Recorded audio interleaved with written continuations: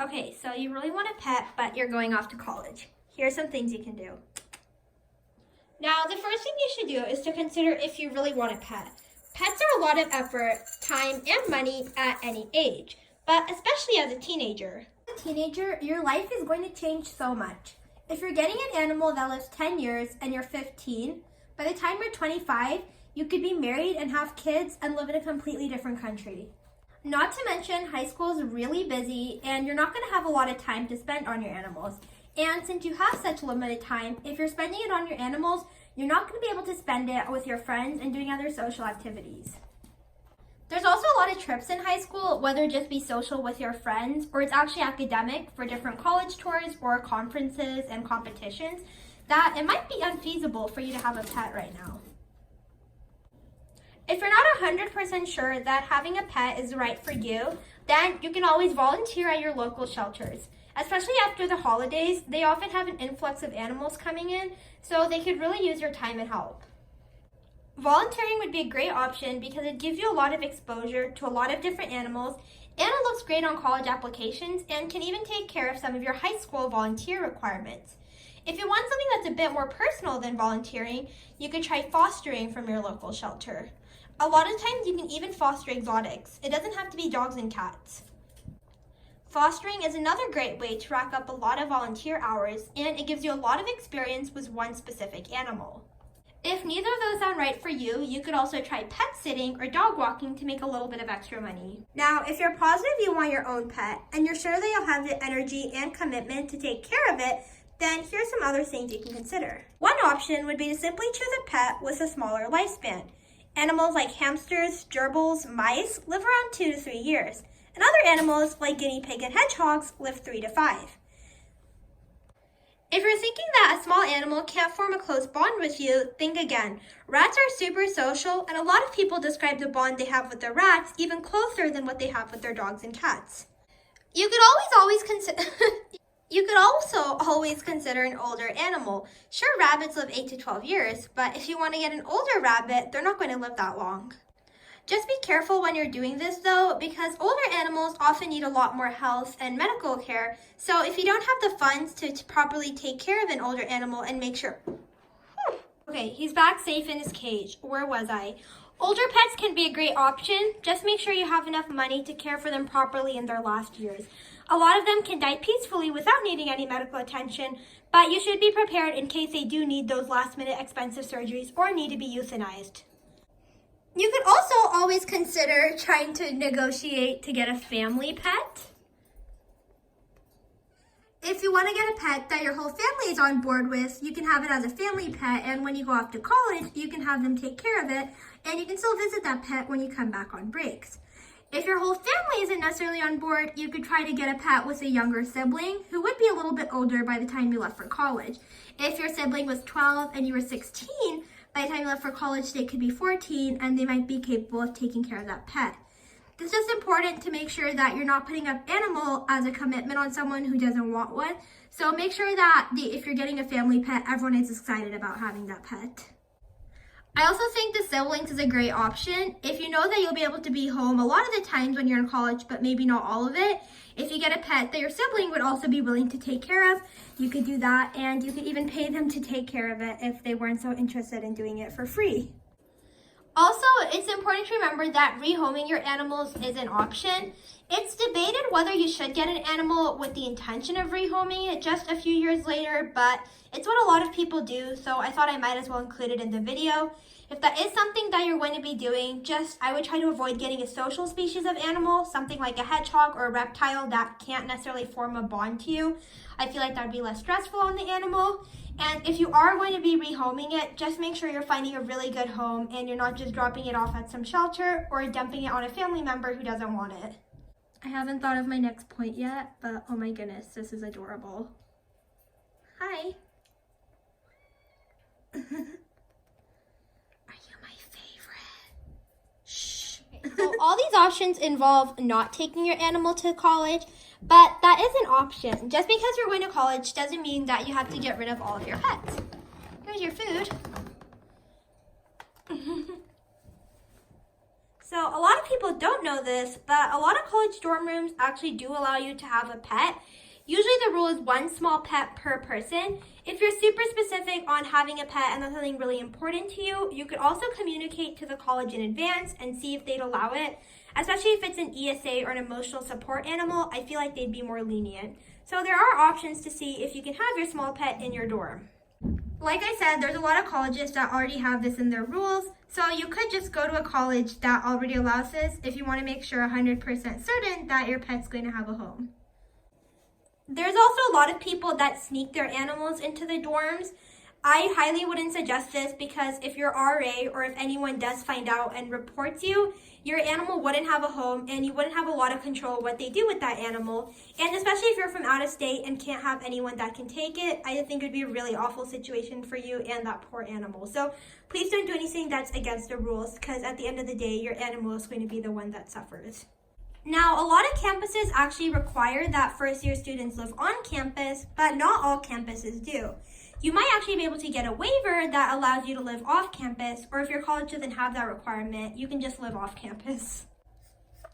There's often a lot of housing near the college that's geared towards students, and a lot of times it can actually be cheaper than the housing the college offers, and you have all the same benefits of living near campus.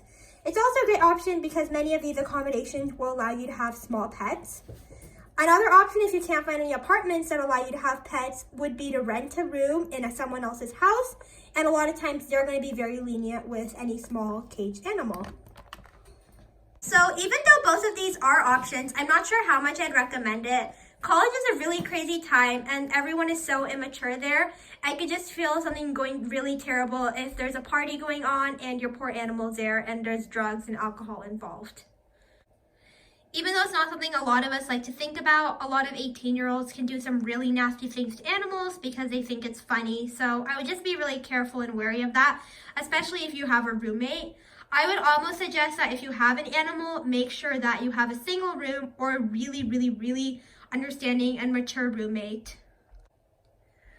Also, a lot of this is dependent on which specific dorms you live at. Just make sure before you choose your housing that you're asking different people and you're not living in the party dorms. In most colleges, you'll have 1 or 2 dorms, which is where most of the parties take place. So if you're going to try to have your animal in that, I think it's going to be a huge mess. But if you are in one of the quieter dorms, I could see it potentially working out. I think it's the same thing with living off campus. There's a lot of areas where students can just get to there really easily, so there tends to be a lot of parties there. But if you're in a little bit more of a secluded place, or like if you're renting a room in someone's house, there's not going to be as many parties there. The last option, which isn't very popular or very fun, but I really do believe that it's the best option, would be living at home. I think this is the most stable living situation that you can provide for your animals, especially if you're going to have a lot. You never know when your landlord or your college even might just change the rules regarding what type of animals you can have. So at least with your family, you'll have a bit more leniency.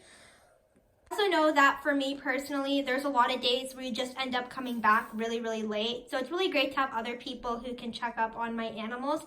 I think if I were living off campus, I definitely wouldn't want to live alone because there's so many days where I'm just back so late that I really need another person to check up on my animals and make sure they're okay.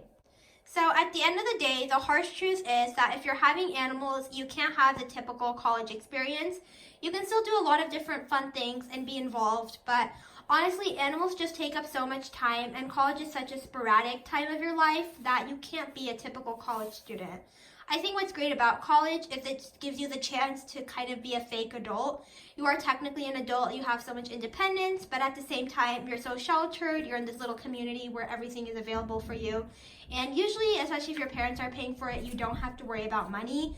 So I think the second you have an animal, you kind of can't be that impulsive college student. You can't take random weekend trips. You can't spend $100 on a shirt just because you feel like it. So if you're okay with just being more responsible and not having the typical college experience, then I think having animals is something you can totally do in college. Also, I just want to remind everyone that even though it feels like such a long ways away and it might feel like you can never have a certain animal, time goes so fast. It feels really hypocritical coming from me at just 18 and having my pets in college, but honestly, I think for a lot of people, it might be your best option to just wait. Those 4 years are going to go by so fast, and you're going to be an adult, and you can provide everything you want for your animals. A little bit of backstory into what I'm doing. I'm 18. I just started my first semester at college. I decided to go to a state university, so it's not too far from where I live. I do mainly live at home because it's something that my parents were okay with, and I kind of always expected to live at home during college. But I do have a scholarship that provides me a dorm, which is very generous. So I do try to stay there about once a week when I have later classes. And my parents are really amazing at helping me out to feed and take care of all the animals because they're just really familiar with them.